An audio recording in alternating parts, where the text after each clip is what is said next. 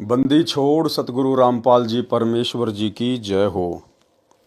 परम पिता परमात्मा सारी सृष्टि के रचनहार कुल मालिक असंख्य ब्रह्मांडों के स्वामी जगत गुरु तीनों लोकों में प्रवेश करके सबका भरण पोषण करने वाले राजाधिराज आत्माधार नाथों के नाथ देवों के देव महादेव सर्वेश्वर महेश्वर मृत्युंजय अजरो अमर आदि अनादि सनातनी प्रभु जगत पिता जगदीश्वर श्री श्री 1008 की उपाधि के वास्तविक अधिकारी अकाल मूर्ति सौद स्वरूपी राम वासुदेव सर्वगतम ब्रह्म परम पूज्य प्रथम पूज्य परम संत परम पुरुष परम धनी परम दयालु सत्य कबीर हक्का कबीर अल्लाहु कबीर अल्लाहु अकबर बाखबर अल्लाह ताला जगत के तारणहार जगत के मुक्तिदाता जगत के जगन्नाथ हारे के सहारे हिंदुओं के राम मुसलमानों के अल्लाह सिखों के वाहेगुरु ईसाइयों के मसीह दया के सागर दयानिधि करुणा के सागर करुणानिधि स्वयंभू परिभू संकट मोचन कष्ट हरण मंगल करण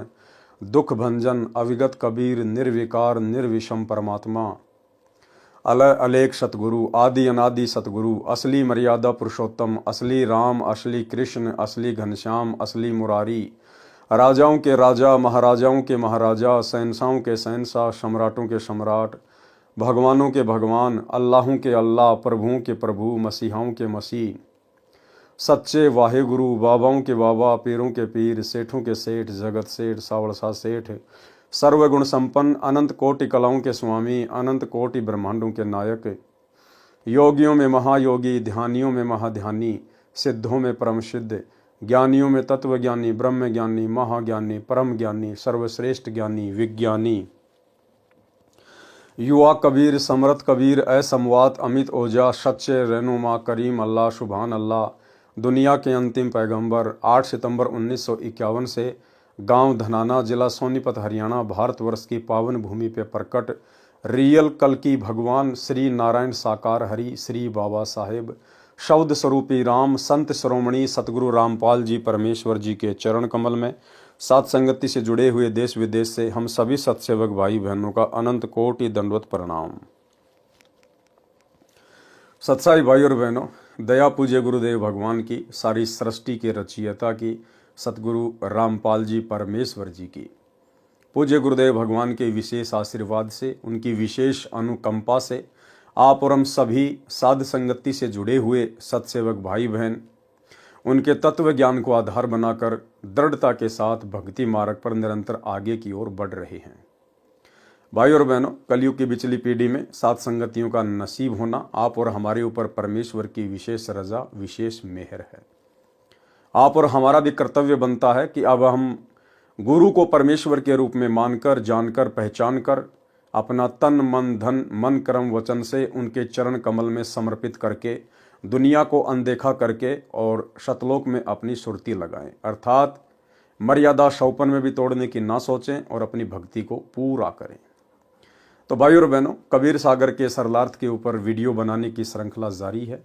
पूज्य गुरुदेव जी के कर कमल से कबीर सागर के सरलार्थ के ऊपर आज हमारा ये 46वें नंबर का वीडियो है। हर एक वीडियो में गुरुदेव हमें कुछ न कुछ शिक्षा अवश्य उपलब्ध करवाते हैं। आज सिख धर्म के प्रवर्तक श्री नानक जी के ऊपर हमारा ये 3रे नंबर का वीडियो है और कबीर सागर के सरलार्थ का 46वें नंबर का वीडियो है। आज श्री नानक जी का जो वीडियो है वो कंप्लीट हो जाएगा। इस वीडियो में काफ़ी कुछ जानकारियां गुरुदेव भगवान ने आप और हमें उपलब्ध करवाई हैं। वीडियो देखते हैं। कबीर सागर का सरलार्थ पेज नंबर 414। बेई नदी में प्रवेश जीवन 10 गुरु साहिब से ज्यों का ज्यों सहाभार। गुरु जी प्रत्येक प्रातः बेई नदी में, जो कि शहर सुल्तानपुर के पास ही बहती है, स्नान करने के लिए जाते थे।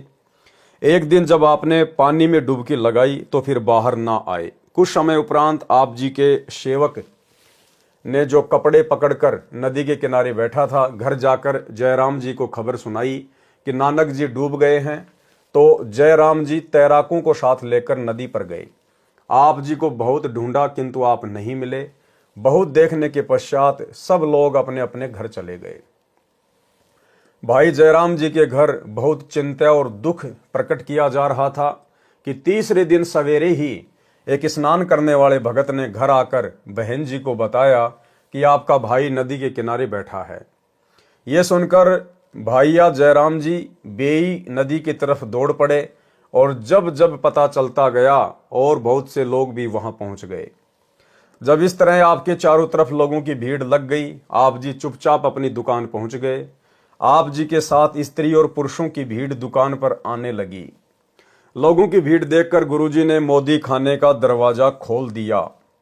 भाइयों और बहनों, पॉइंट है, ध्यान से सुनना। लोगों की भीड़ देखकर गुरुजी ने मोदी खाने का दरवाजा खोल दिया और कहा, जिसको जिस चीज की जरूरत है वह उसे ले जाए। मोदी खाना लुटाने के पश्चात गुरुजी फकीरी चोला पहनकर शमशान घाट में जा बैठे। यानी जब वापस सतलोक से आए थे वो नानक जी नहीं थे। रंग रूप शरीर अवश्य नानक जी का लोगों को दिखाई दे रहा था, लेकिन वो स्वयं कबीर परमात्मा थे, सतगुरु रामपाल जी थे। भाइयों और बहनों, यदि नानक जी होते तो जिस प्रकार सीधे अपनी दुकान पर गए और लोगों की भीड़ इकट्ठा हो गई, अगर नानक जी होते तो वो कभी भी भीड़ को ये ना कहते कि जिसको जो चाहिए ले जाओ, क्योंकि नानक जी को पता था कि मैं यहां पर नौकर हूं और ये सुल्तानपुर के नवाब के यहां पे मैं नौकरी कर रहा हूं और मुझे प्रत्येक चीज का हिसाब देना पड़ेगा। क्योंकि बाकी दिन तो नानक जी पैसे लिया करते थे, सामान दिया करते थे।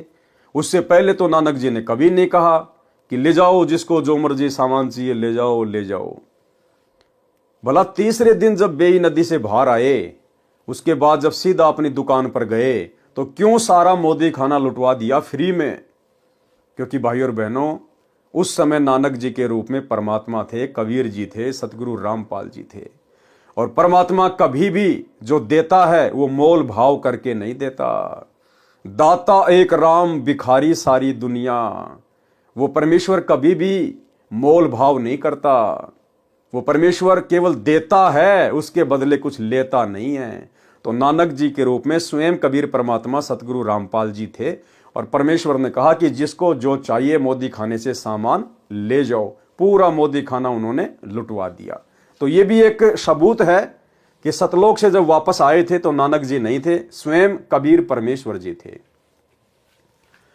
लोगों की भीड़ देखकर गुरुजी ने मोदी खाने का दरवाजा खोल दिया और कहा, जिसको जिस चीज की जरूरत है वह उसे ले जाए।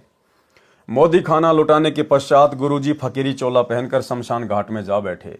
मोदी खाना लुटाने और गुरुजी के चले जाने की खबर जब नवाब को लगी तो उसने मुंशी द्वारा मोदी खाने की किताबों का हिसाब जयराम को बुलाकर पड़ताल करवाया। हिसाब देखने के पश्चात मुंशी ने बताया कि गुरुजी के 760 रुपए सरकार की तरफ अधिक हैं। इस बात को सुनकर नवाब बहुत खुश हुआ। उसने गुरुजी को बुलाकर कहा कि उदास न हो, अपना फालतू पैसा और मेरे पास से लेकर मोदी खाने का काम जारी रखें। पर गुरुजी ने कहा, अब हमने ये काम नहीं करना, हमें कुछ और काम करने का भगवान की तरफ से आदेश हुआ है। नवाब ने पूछा, क्या आदेश हुआ है? तब गुरुजी ने मूल मंत्र उच्चारण किया, ओमकार सत्य नामु कर्ता पुरुष निर्भउ निर्वयु अकाल मूर्ति अजूनी सब गुरु प्रसादी। नवाब ने पूछा कि यह आदेश आपको भगवान ने कब दिया? गुरुजी ने बताया कि जब हम बेई में स्नान करने गए थे तो वहां से हम सचखंड अपने स्वामी के पास चले गए थे। वहां हमें आदेश हुआ कि नानक जी ये मंत्र आप जपो और बाकियों को जपा कर कलयुग के लोगों को पार लगाओ। इसलिए अब हमें अपने मालिक के इस हुक्म की पालना करनी है। इस संदर्भ को भाई गुरदास जी वार 1 पौड़ी 24 में लिखते हैं। बाबा पैदा सचखंड नौ निधि नाम गरीबी पाई। अर्थात बाबा नानक जी सचखंड गए, वहां आपको 9 निधियों का खजाना, नाम और निर्भयता प्राप्त हुई। यहां बेई किनारे जहां गुरुजी बेई से बाहर निकलकर प्रकट हुए थे, गुरुद्वारा संत घाट अथवा गुरुद्वारा बेर साहिब बहुत सुंदर बना हुआ है। इस स्थान पर ही गुरुजी प्रातः स्नान करके कुछ समय के लिए भगवान की तरफ ध्यान करके बैठते थे। जीवन 10 गुरु साहिब नामक पुस्तक से लेख समाप्त। भाई बाले वाली जन्म साखी में अद्भुत प्रमाण, यानी सिख समाज जो ये मानता है अपनी अज्ञानता और नादानी के चलते कि श्री नानक जी का कोई भी गुरु नहीं था, तो गुरुदेव भगवान जन्म साखी भाई बाले वाली से ही इसका प्रमाण देंगे, क्योंकि भाई बाला और भाई मर्दाना ये दो नानक जी के विशेष शिष्य थे, सदा उनके साथ में रहा करते थे। तो भाई बाला ने जो भी लिखा वो बिल्कुल सत्य लिखा है। भाई बाले वाली जन्म साखी में अद्भुत प्रमाण। भाई बाले वाली जन्म साखी एक मान्य ग्रंथ है, जो गुरु ग्रंथ की तरह ही सत्य ज्ञान का प्रतीक माना जाता है, जिसके ज्ञान को सिख समाज परम सत्य मानता है, क्योंकि यह जन्म साखी भाई बालाजी द्वारा आंखों देखा कानों सुना ज्ञान है, जो श्री नानक देव साहिब जी ने बोला था तथा बालाजी ने बताया तथा दूसरे गुरु श्री अंगद जी ने लिखा था। जन्म साखी के पृष्ठ 299 व 300 पर साखी कूना पर्वत की चली। कूना पर्वत पे जाकर नानक जी के रूप में कबीर परमेश्वर सतगुरु रामपाल जी ने एक सिद्ध के साथ में गोष्ठी की थी, ज्ञान चर्चा की थी। कूना पर्वत कहाँ है? धरती पे नहीं है, ऊपर अंतरिक्ष में है, लाखों किलोमीटर ऊपर। तो कबीर परमेश्वर जी नानक जी के रूप में भाई बाला और मर्दाना को वहां पर लेकर गए थे, और वहां पर कूना पर्वत पर एक सिद्ध के साथ में क्या गोष्ठी हुई थी, जिसमें नानक जी ने अपने गुरु का वर्णन दिया है। जन्म साखी के पृष्ठ 299 300 पर साखी कूना पर्वत की चली में गोष्ठी सिद्धा नाल हुई है। इसमें प्रकरण है कि श्री गुरु नानक जी कूना पर्वत पर गए, उनके साथ भाई बालाजी तथा मर्दाना जी थे। कूना पर्वत की गुफा में कुछ सिद्ध पुरुष नाथ पंथ के रहते थे। उनके साथ ज्ञान गोष्ठी में श्री नानक जी ने प्रश्न के उत्तर में कहा था कि अहंकार हमारा नाभ अपने गुरु की बलि जाऊं। मर्दाने ने पूछा कि हे गुरु जी, क्या आपका भी कोई गुरुजी है? मर्दाने ने नानक जी से पूछा, क्या आपका भी कोई गुरुजी है? तब नानक जी ने कहा कि हे मर्दाना, मेरा इतना बड़ा गुरु है जो बिना करतार की कृपा के अपनी दृष्टि में नहीं आता, जो बिना करतार की कृपा के दृष्टि में नहीं आता। इसका मतलब वो कबीर परमात्मा जिसको चाहेगा उसी को अपनी पहचान करवाएगा, वो उसी का ज्ञान योग खोलेगा, उसी की दिव्य दृष्टि खोलेगा। और इसका जीता जागता प्रमाण आज वर्तमान में भी है। वही कबीर परमात्मा जो बेई नदी पर नानक जी को मिले थे, आज इस भारत देश की पवित्र भूमि पर 8 सितंबर 1951 से परम पूज्य परमेश्वर सतगुरु रामपाल जी के रूप में स्वरूप में प्रकट हैं।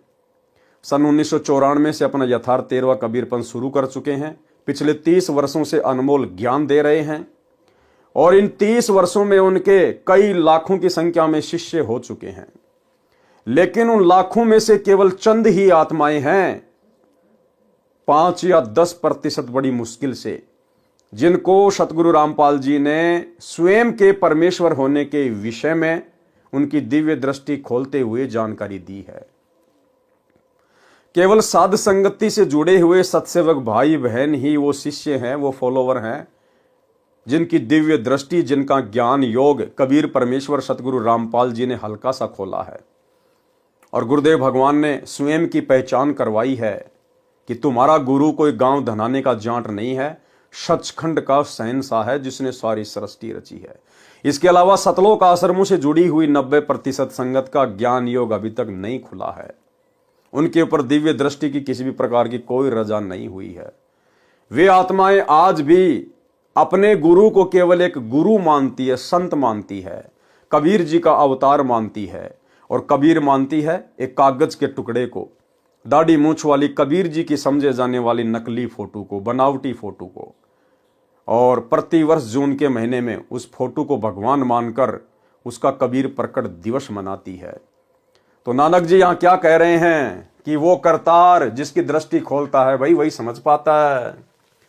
तब नानक जी ने कहा कि हे मर्दाना, मेरा इतना बड़ा गुरु है जो बिना करतार की कृपा के अपनी दृष्टि में नहीं आता। इससे आगे साखी और चली, मीना पर्वत चले। तब मर्दाने ने पूछा कि हे गुरुजी, हम तो आपके साथ ही रहे हैं, आप जी को वह गुरुजी कब मिला था? गुरु नानक जी ने उत्तर दिया कि उस समय तक तुम मेरे पास नहीं आए थे, जब हम मिलने गए थे। तब मर्दाने ने कहा कि जी कब मिलने गए थे? तब श्री नानक जी ने कहा कि जब सुल्तानपुर में बेई नदी में डुबकी लगाई थी, तब 3 दिन उसी के साथ रहे थे। हे मर्दाना, भाई बाला जानता है, हे मर्दाना, ऐसा गुरु है जिसकी सत्ता संपूर्ण संसार में आश्रय दे रही है, उसको जिंदा बाबा कहते हैं। हे मर्दाना, जिंदा उसी को कहते हैं जो काल के अधीन न आवे, अपितु काल उसके अधीन है। क्या कहते हैं भाई और बहनों उसको? जिंदा। और जिंदा कौन होता है? स्वयं कबीर परमात्मा। उसको जिंदा बाबा कहते हैं। हे मर्दाना, जिंदा उसी को कहते हैं जो काल के अधीन न आवे, अपितु काल उसके अधीन है। भाई और बहनों, आज सतगुरु रामपाल जी के रूप में हमें भी वही जिंदा बाबा मिला है। आज हम उसी जिंदा बाबा की शरण में हैं जो जिंदा बाबा बेई नदी पर श्री नानक जी को मिले थे और गांव छुडानी में श्री गरीबदास जी को मिले थे। और गरीबदास जी ने अपनी वाणी में असुर निकंदन रमेणी में कहा है कि सतगुरु दिल्ली मंडल आईसी, सूती धरणी सूम जगाईसी। सतगुरु दिल्ली मंडल में आएगा। कब कहा गरीबदास जी ने? 650 साल पहले अपने सदग्रंथ साहिब में। गुरुदेव ने वो वाणी हमें असुर निकंदन रमेणी में दी है लास्ट में। सतगुरु दिल्ली मंडल आईसी, सूती धरणी सूम जगाईसी, काग भूषण छत्तर के आगे, गंधर्व करत चलत है रागे। तो गरीबदास जी कह रहे हैं कि मुझे जो सतगुरु मिले थे जिंदा बाबा के रूप में, सतलोक से आए थे, छुडानी के खेतों में मुझे जो जिंदा बाबा मिले थे, जो मुझे सतगुरु मिले थे, तो गरीबदास जी कह रहे हैं कि आगे चलकर वही मेरा सतगुरु जो मुझे जिंदा बाबा के रूप में मिला था, वही दिल्ली मंडल में आएगा। सतगुरु दिल्ली मंडल आईसी, सूती धरणी सूम जगाईसी। तो आज दिल्ली मंडल में कौन आया भाई और बहनों? सतगुरु रामपाल जी आए 8 सितंबर 1951 को। तो कौन हुए सतगुरु रामपाल जी? गरीबदास जी के सतगुरु। गरीबदास जी के सतगुरु कौन थे? जिंदा बाबा। जिंदा बाबा कौन था? कबीर जी। तो आज हमें जो पूज्य गुरुदेव भगवान प्राप्त हैं, हमें जिनकी शरण प्राप्त है, ये स्वयं जिंदा बाबा हैं, ये स्वयं कबीर साहिब हैं, गरीबदास जी के सतगुरु हैं, गरीबदास जी के जिंदा बाबा हैं। आप और हमारा कितना बड़ा सौभाग्य कि परमेश्वर ने हमें हल्की सी सद्बुद्धि देकर और अपनी वाणियों के खुलासों के माध्यम से ये जानकारी करवा दी कि तुम्हारा गुरु कोई गांव धनाने का जांट नहीं है, मां के गर्भ से जन्म लेकर आया हुआ कोई मानुष नहीं है, कोई जीव नहीं है। और इसीलिए फिर गरीबदास जी ने हम भक्तों को बार बार अपनी वाणियों के माध्यम से चेताया है कि कलयुग की बिचली पीढ़ी वाले भक्तों, धोखा मत खा जाना। मेरा सतगुरु ही आगे चल के दिल्ली मंडल में आएगा, जिंदा बाबा, सतगुरु दिल्ली मंडल आईसी। इसलिए गरीबदास जी ने बार बार हमें आगाह किया है कलयुग की बिचली पीढ़ी वालों को अपने सदग्रंथ साहिब में कि जो मेरा सतगुरु दिल्ली मंडल में आएगा, जिंदा बाबा, जिसको तुम अपना गुरु धारण करोगे, उसको मानुष मानने की गलती मत करना। गुरु मानुष कर जानते, वो नरकइये अंध, ओवे दुखी संसार में आगे यम के फंदे। तो गरीबदास जी ने अपनी अनेकों वाणियों में हमें बहुत अच्छे से सावधान किया है। उसको जिंदा बाबा कहते हैं। हे मर्दाना, जिंदा उसी को कहते हैं जो काल के अधीन ना हो, अपितु काल उसके अधीन है। श्री नानक जी का गुरु था अन्य प्रमाण। साखी कंधार देश की चली। जन्म साखी के पृष्ठ 470-471 पर एक मुगल पठान ने पूछा कि आपका गुरु कौन है? श्री नानक जी ने उत्तर दिया कि जिंदा पीर है, वह परमेश्वर ही गुरु रूप में आया था, उसका शिष्य सारा जहां है। फिर साखी रुक्कन दीन काजी के साथ हुई। जन्म साखी के पृष्ठ 183 पर कुछ वाणी इस प्रकार है। नानक आखे रुक्कन दीन साचा सुनहूं जवाब, खालक आदम सिरजिया आलम बड़ा कबीर। कायम दायम कुदरती सिर पीरा दे पीर, सजदे करे खुदाई नु आलम बड़ग्य कबीर। भावार्थ, श्री नानक जी ने कहा कि रुक्कन दीन काजी, जिस खुदा ने आदम जी की उत्पत्ति की है, वह बड़ा परमात्मा कबीर है। वही पृथ्वी पर सतगुरु की भूमिका करता है, वही पृथ्वी पर सतगुरु की भूमिका करता है। कौन? स्वयं बड़ा परमात्मा, आलम बड़ा कबीर, कायम दायम सिरजिया सब पीरा दे पीर। वो स्वयं ही पृथ्वी पर आकर सतगुरु की भूमिका करता है। नानक जी अपने गुरु के विषय में कह रहे हैं, कबीर परमात्मा के विषय में कह रहे हैं कि वो स्वयं ही पृथ्वी पर आकर सतगुरु की भूमिका करता है। तो आज जो महापुरुष इस कलयुग की बिचली पीढ़ी में सतगुरु की भूमिका में हैं, फिर भला ये कौन है? ये स्वयं कबीर परमात्मा है, अल्लाहों के अल्लाह, प्रभुओं के प्रभु हैं।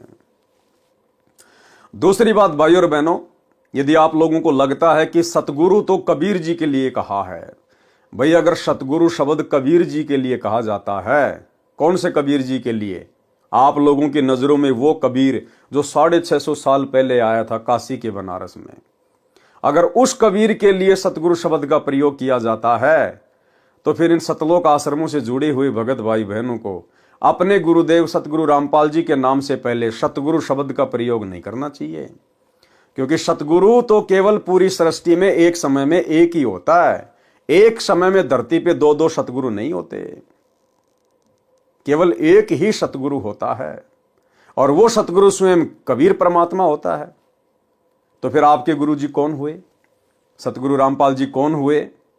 आप अपने गुरुदेव के नाम से पहले सतगुरु शब्द लगाते हैं, और सतगुरु शब्द का अधिकारी केवल कबीर परमात्मा है। किसी और के नाम के आगे पीछे सतगुरु लग ही नहीं सकता। और भाई आप सतलोक आश्रम वालों के अनुसार यदि सतगुरु शब्द कबीर जी जो दाढ़ी मूछ वाले रूप में 650 साल पहले आए थे उन्हीं के नाम से पहले लगता है, तो फिर आप अपने गुरु को सतगुरु कहना छोड़ दीजिए, क्योंकि सतगुरु की भूमिका तो खुद कबीर परमात्मा ही करता है। दूसरा, आप जी अपने गुरुदेव को बंदी छोड़ बंदी छोड़ बंदी छोड़ कहते हैं। भाई बंदी छोड़ तो पूरी सृष्टि में एक ही है, वो है कबीर परमात्मा।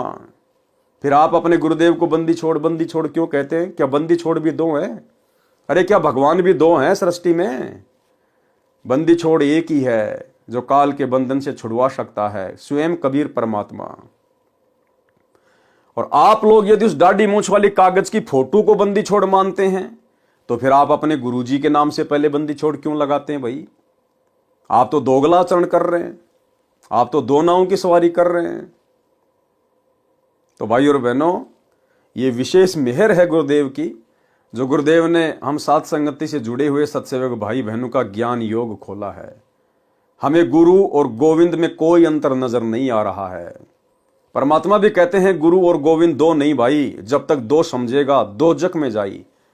गुरु को और परमात्मा को अलग अलग मानने वाला कहते हैं वो दो जग में जाएगा, नरक में जाएगा, नरक में। वह ही पृथ्वी पर सतगुरु की भूमिका करता है। वह सिर पीरा दे पीर, यानी सब गुरुओं का सिरताज है। तो भाई आज हम अपने गुरु जी को क्या कहते हैं? जगत गुरु। जगत गुरु, जगत गुरु कौन होता है? सब गुरुओं का गुरु, जिससे बढ़कर कोई भी गुरु ना हो उसको कहते हैं जगत गुरु। यहां क्या कहा जा रहा है? वह सिर पीरा दे पीर, यानी सब गुरुओं का सिरताज है। सब गुरुओं का सिरताज कौन होता है? जगत गुरु, कबीर परमात्मा। सबसे उत्तम ज्ञान रखता है कौन? कबीर परमात्मा। आज पृथ्वी पर सबसे उत्तम ज्ञान किसके पास में है? केवल सतगुरु रामपाल जी परमेश्वर जी के पास। और एक ऑडियो में सतगुरु रामपाल जी परमेश्वर कह रहे हैं कि बच्चों, इस पूरी सृष्टि में इस दास के अलावा किसी को ज्ञान नहीं है। तो भाई पूरी सृष्टि में तो सतलोक आश्रम से जुड़े हुए भाई बहनों के अनुसार कबीर जी भी है, क्योंकि आप लोग अपने गुरु जी को तो कबीर जी मानते नहीं। आप तो कबीर उसको मानते हैं जो दाढ़ी मूछ वाला है। आप लोगों के अनुसार तो वो सतलोक में बैठा हुआ है। और गुरुदेव कह रहे हैं कि पूरी सृष्टि में इस दास के अलावा किसी को तत्व ज्ञान नहीं है। तो क्या भाई तुम्हारे उस कबीर को भी नहीं है क्या जो सतलोक में बैठा हुआ है? उसको भी नहीं है क्या? क्योंकि सारी सृष्टि में तो वो दाढ़ी मूछ वाला कबीर भी आ गया अगर कहीं बैठा है तो। फिर गुरु जी इतनी बड़ी बात क्यों कह रहे हैं कि सारी सृष्टि में इस दास के अलावा किसी को ज्ञान नहीं, तत्व ज्ञान नहीं? तो कौन कह सकता है ये बात? ये बात कौन कह सकता है? स्वयं कबीर परमात्मा ही कह सकता है, क्योंकि कबीर परमात्मा ही अपने रूप रूपांतरण करते हुए इस पृथ्वी पर सतगुरु की भूमिका करते हैं। तो आज सतगुरु रामपाल जी स्वयं ही कबीर परमेश्वर हैं, इनके अलावा कहीं और कोई कबीर नहीं है। यह बात जिस दिन तुम्हारे समझ में आ जाएगी उस दिन तुम भगत बन गए पक्के। और बच्चों, कबीर साहब सारी सृष्टि के रचने वाले, सबके पालक, सबके उत्पत्ति करता, कर्म के लेख को मिटाने वाले परमपिता परमात्मा आपको प्राप्त किया। सारी सृष्टि में दास के अतिरिक्त इस अध्यात्म ज्ञान के जानने वाला कोई नहीं। तो पुण्यात्माओं, बच्चों, आपको समर्थ परमात्मा और पूर्ण सतगुरु और कंप्लीट स्पिरिचुअल नॉलेज, संपूर्ण आध्यात्मिक ज्ञान प्राप्त है। सबसे उत्तम ज्ञान रखता है। वह कायम यानी श्रेष्ठ, दायम यानी समर्थ परमात्मा कुदरती है। मुसलमान अल्लाह कबीर कहते हैं। कबीर का अर्थ बड़ा करके बड़ा अल्लाह अर्थ करते हैं। श्री नानक जी ने यह भी स्पष्ट कर दिया है कि वह बड़ा आलम कबीर है। मुसलमान जिसे अल्लाह कबीर कहते हैं यानी बड़ा अल्लाह कहते हैं। जन्म साखी में कबीर तथा बड़ा दोनों शब्द लिखे हैं, जिससे कबीर का अर्थ कबीर ही रहेगा तथा बड़ा शब्द भी रहेगा। इसलिए स्पष्ट हुआ कि बड़ा परमात्मा कबीर है। वह बड़ा आलम कबीर है जो धानक रूप में काशी में लीला करके गया है, जिसका प्रमाण श्री गुरु ग्रंथ साहिब जी के पृष्ठ 24, 721, 731 पर पूर्व में लिख दिया गया है। उसमें स्पष्ट है। तथा कबीर सागर पवित्र ग्रंथ भी भाई बालाजी ने जैसे प्रत्येक सुना लिखा है, ऐसे ही धनी धर्मदास जी ने परमेश्वर कबीर जी से सुना ज्ञान लिखा है, जो पहले भी पढ़ा, अब नीचे पढ़ें। पवित्र कबीर सागर में प्रमाण विशेष विचार। पूरे गुरु ग्रंथ साहिब में कहीं प्रमाण नहीं है कि श्री नानक जी परमेश्वर कबीर जी के गुरु थे। जैसे गुरु ग्रंथ साहिब आदरणीय तथा प्रमाणित है, ऐसे ही पवित्र कबीर सागर भी आदरणीय तथा प्रमाणित सदग्रंथ है तथा श्री गुरु ग्रंथ साहिब से पहले का है। इसीलिए तो सैकड़ों वाणी कबीर सागर सदग्रंथ से गुरु ग्रंथ साहिब में ली गई हैं।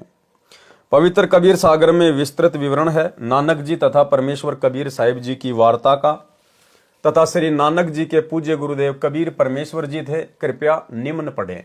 विशेष प्रमाण के लिए कबीर सागर सवसम वेद बोध प्रश्न नंबर 158 से 159 से। नानक शाकीन तप भारी, सब विधि भय ज्ञान अधिकारी, भक्ति भावता को समझाया, ता पर सतगुरु की नो दाया।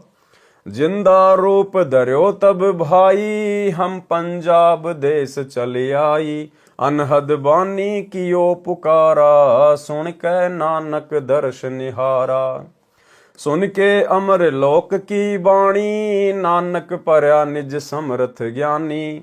नानक वचन आवा पुरुष महागुरु ज्ञानी, अमर लोक की सुनी न बानी, अर्ज सुनो प्रभु जिंदा स्वामी, कह अमर लोक रहा निज धामी। काहुन कही अमर निज बानी, धन्य कबीर परम गुरु ज्ञानी, कोई न पावे तुमरो भेदा, खोज थके ब्रह्मा चहु वेदा। जिंदा वचन नानक तुम बहुते तप कीन्या, निरंकार बहुते दिन चीन्या, निरंकार ते पुरुष निनारा, अजर दीपता की टकसारा। नानक तुम बहुते तप कीन्या, निरंकार बहुते दिन चीन्या, निरंकार ते पुरुष निनारा, अजर दीपता की टकसारा। पुरुष बिछो भयो जब ते, काल कठिन मगरो क्यों तब ते, इत तव सरिस भक्ति नहीं होई, क्योंकि परम पुरुष ने भेटू कोई। जब ते हम ते बिछुरे भाई, 60,000 जन्म भगत तुम पाई, धरि धरि जन्म भक्ति भल कीन्या, फिर काल चक्र निरंजन दीन्या। गहूं मम शब्द तो उतरो पारा, बिन शत शब्द लहे यम द्वारा, तुम बड़ भगत भव सागर आवा, और जीव की कौन चलावा। निरंकार सब सृष्टि भुलावा, तुम करी भक्ति लौट क्यों आवा। नानक वचन धन्य पुरुष तुम यह पद भाखी, ये पद हमसे गुप्त कह राखी, जब लो हम तुमको नहीं पावा, अगम अपार भरम फैलावा। कहो गोसाई हम ते ज्ञाना, परम पुरुष हम तुमको जाना, धनी जिंदा प्रभु पुरुष पुराना, बिरले जन तुमको पहचाना। भये दयाल पुरुष गुरु ज्ञानी, दियो पान परवाना बानी, भली भई तुम हमको पावा, सकलो पंथ काल को ध्यावा। तुम इतने अब भये निनारा, फेर जन्म ना होए तुम्हारा, भली सुरती तुम हमको चीन्या, अमर मंत्र हम तुमको दीन्या। सौ वेद हम कही निज बानी, परम पुरुष गति तुम्हें बखानी। नानक वचन धन्य पुरुष ज्ञानी कर तारा, जीवन काज प्रकटे संसारा, धनी करता तुम बंदी छोड़ा, ज्ञान तुम्हारा महाबल जोरा। दिया नाम दान किया उबारा, नानक अमर लोक पग धार्या। भावार्थ, परम पूज्य कबीर प्रभु एक जिंदा महात्मा का रूप बनाकर श्री नानक जी से मिलने पंजाब में गए। तब श्री नानक साहिब जी से वार्ता हुई। तब परमेश्वर कबीर जी ने कहा कि आप जैसी पुण्यात्मा जन्म मृत्यु का कष्ट भोग रहे हो, फिर आम जीव का कहां ठिकाना। जिस निरंकार को आप प्रभु मानकर पूज रहे हो, पूर्ण परमात्मा तो इससे भी भिन्न है, वह मैं ही हूं। जब से आप मेरे से बिछड़े हो, 60,000 जन्म तो अच्छे अच्छे उच्च पद भी प्राप्त कर चुके हो। जैसे सतयुग में यही पवित्र आत्मा राजा अमरीश तथा त्रेता युग में राजा जनक, जो सीता जी के पिताजी थे, हुए, तथा कलयुग में श्री नानक साहिब जी हुए। फिर भी जन्म मृत्यु के चक्कर में ही हो। मैं आपको सत शब्द अर्थात सच्चा नाम जाप मंत्र बताऊंगा, उससे आप अमर हो जाओगे। श्री नानक साहिब जी ने प्रभु कबीर जी से कहा कि आप बंदी छोड़ भगवान हो, आपको कोई बिरला सौभाग्यशाली व्यक्ति ही पहचान सकता है। क्या कहा नानक जी ने? श्री नानक जी ने प्रभु कबीर जी से कहा कि आप बंदी छोड़ भगवान हो। आज हम बंदी छोड़ किसको कहते हैं? सतगुरु रामपाल जी को। आप बंदी छोड़ भगवान हो, आपको कोई बिरला सौभाग्यशाली व्यक्ति ही पहचान सकता है। इसलिए भाई और बहनों, दास बार बार कहता है कि आज यदि धरती पर सतगुरु रामपाल जी को कबीर परमेश्वर जी के रूप में किसी ने जाना है, पहचाना है, उन्हें कोई कबीर मानकर वास्तव में इष्ट मानकर भक्ति कर रहा है, गीता अध्याय 3 श्लोक 13 के अनुसार उन्हें भोग लगा रहा है, तो केवल साध संगति से जुड़े हुए सत्सेवक भाई बहन हैं। ये सतगुरु रामपाल जी परमेश्वर जी का यथार्थ 13वां कबीर पंथ है। ये सतलोक के लिए भक्ति का ट्रेनिंग सेंटर है। स्पष्ट कर दिया यहां परमात्मा ने, आपको कोई बिरला सौभाग्यशाली व्यक्ति ही पहचान सकता है। तो ये सौभाग्य भाई और बहनों केवल हम साध संगत वाले भाई बहनों को प्राप्त है वर्तमान में। आगे तो हो सकता है बहुत सारी आत्माओं को हो जाएगा, लेकिन वर्तमान समय 2024 तक इस परीक्षा के समय में जो भक्तों की छटनी की जा रही है, इस पहले बैच की परीक्षा चल रही है। सन 1994 से 2014 तक परमात्मा ने जितनी भी आत्माओं को अपनी शरण में लिया, उनकी परीक्षा चल रही है। और इस परीक्षा में अभी तक तो केवल साथ संगति से जुड़े हुए भाई बहन ही पास हुए हैं। कबीर सागर के अध्याय अगम निगम बोध में प्रश्न नंबर 44 पर शब्द नानक वचन, वाह वाह कबीर गुरु पूरा है, पूरे गुरु की मैं बल जावा, जाका शकल जहूरा है। अधर दुलिच परे हैं गुरुअन के, शिव ब्रह्मा जहां सूरा है। श्वेत धौजा फरहात गुरुवन की, बाजत अनहद तूरा है। पूर्ण कबीर सकल घटदर्श, हरदम हाल हजूरा है। नाम कबीर जपे बड़ भागी, नानक चरण को धूरा है। विशेष विवेचन, बाबा नानक जी ने उस कबीर जुलाहे काशी वाले को सत्यलोक यानी सचखंड में आंखों देखा, तथा फिर काशी में धानक जुलाहे का कार्य करते हुए, तथा बताया कि वही धानक रूप जुलाहा सतलोक में सत्य पुरुष रूप में भी रहता है, तथा यहां भी वही है। श्री नानक जी ने बचपन में श्री ब्रजलाल पांडे जी से गीता जी को समझा था। पूर्ण परमेश्वर कबीर जी के दर्शन के पश्चात उन्हीं से प्राप्त तत्व ज्ञान के आधार से उसी पांडे से गीता जी के 7 श्लोकों के विषय में पूछा। श्री ब्रजलाल पांडे निरुत्तर हो गया। अपनी बेइज्जती जानकर श्री नानक जी से ईर्ष्या करने लगा, तथा श्री नानक जी के माता पिता को तथा अन्य हिंदुओं को कहा कि श्री नानक तो अपने भगवानों का अपमान करता है, जिससे लोगों ने श्री नानक जी की बातों को ध्यान से नहीं सुना। वे 7 श्लोक निम्न हैं। कौन से हैं? श्री ब्रजलाल पांडे से श्री नानक जी ने पूछा, आप कहते हो कि गीता जी का ज्ञान श्री कृष्ण जी ने बोला, तथा श्री कृष्ण जी ही श्री विष्णु अवतार हैं। श्री विष्णु जी अजन्मा सर्वेश्वर अविनाशी हैं, इनके कोई माता पिता नहीं है। आप ये भी कहते हो कि रजगुण ब्रह्मा, सतगुण विष्णु तथा तमगुण शिव हैं, यही त्रिगुण माया है। परंतु गीता ज्ञानदाता प्रभु, पहला श्लोक कौन सा है?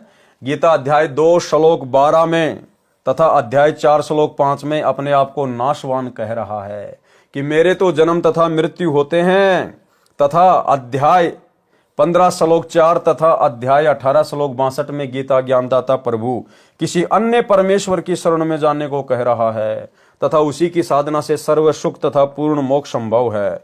मैं गीता ज्ञानदाता भी उसी की शरण में हूं। गीता अध्याय 7 श्लोक 15 में गीता ज्ञानदाता प्रभु कह रहा है कि जिनका ज्ञान त्रिगुण माया के द्वारा हरा जा चुका है। भावार्थ है कि जो साधक तीनों गुणों रजगुण ब्रह्मा, सतगुण विष्णु तथा तमगुण शिव की पूजा करते हैं, इनसे ऊपर अन्य प्रभु की साधना नहीं करते, जिनकी बुद्धि इन्हीं तक सीमित है, वे तो राक्षस स्वभाव को धारण किए हुए मनुष्यों में नीच दूषित कर्म करने वाले मूर्ख मुझे भी नहीं बसते। उपरोक्त तीनों प्रभुओं की पूजा मना है। फिर गीता ज्ञानदाता ब्रह्म काल अध्याय 7 श्लोक 18 में अपनी साधना को भी अनुत्तमाम अति घटिया कह रहा है। इसलिए गीता अध्याय 18 श्लोक 62 में कहा है कि पूर्ण मोक्ष तथा परम शांति के लिए उस परमेश्वर की शरण में जा। गीता अध्याय 4 श्लोक 34 में प्रमाण है कि उसके लिए किसी तत्वदर्शी संत की खोज कर। मैं उस परमात्मा के विषय में पूर्ण जानकारी नहीं रखता। उसी तत्वदृष्टा संत द्वारा बताए ज्ञान अनुसार उस परमेश्वर की भक्ति कर। यही प्रश्न परमेश्वर कबीर साहिब जी ने श्री नानक जी से बेई नदी के किनारे पर किया था। जिस तत्व ज्ञान को समझकर तथा कबीर परमेश्वर के सत्य पुरुष रूप में सतलोक सचखंड में तथा धानक रूप में बनारस काशी में दर्शन करके समर्पण करके तत्व ज्ञान को जन जन तक पहुंचाया तथा पूर्ण मोक्ष प्राप्त किया। विशेष पवित्र सिख समाज इस बात से सहमत नहीं है कि श्री नानक साहिब जी के गुरुजी काशी वाला धानक जुलाहा कबीर साहिब जी थे। इसके विपरीत श्री नानक साहिब जी को पूर्ण ब्रह्म कबीर साहिब जी का गुरुजी कहा है। परंतु श्री नानक साहिब जी के पूज्य गुरुजी का नाम क्या है, इस विषय में पवित्र सिख समाज मौन है, जबकि स्वयं श्री गुरु नानक साहिब जी श्री गुरु ग्रंथ साहिब जी में महिला फर्स्ट की अमृतवाणी में स्वयं स्वीकार करते हैं कि मुझे गुरुजी जिंदा रूप में आकर मिले। वही धानक जुलाहा रूप में सत्य कबीर हक्का कबीर नाम से पृथ्वी पर भी थे तथा ऊपर अपने सचखंड में भी वही विराजमान है जिन्होंने मुझे अमृत नाम दिया। आदरणीय श्री नानक साहिब जी का आविर्भाव यानी जन्म सन 1469 तथा सतलोकवास सन 1539। पवित्र पुस्तक जीवनी 10 गुरु साहिबान आदरणीय कबीर साहिब जी धानक रूप में मृत मंडल में सन 1398 में सहशरीर प्रकट हुए तथा सहशरीर सतलोक गमन सन 1518 में पवित्र कबीर सागर। दोनों महापुरुष 49 वर्ष तक समकालीन रहे।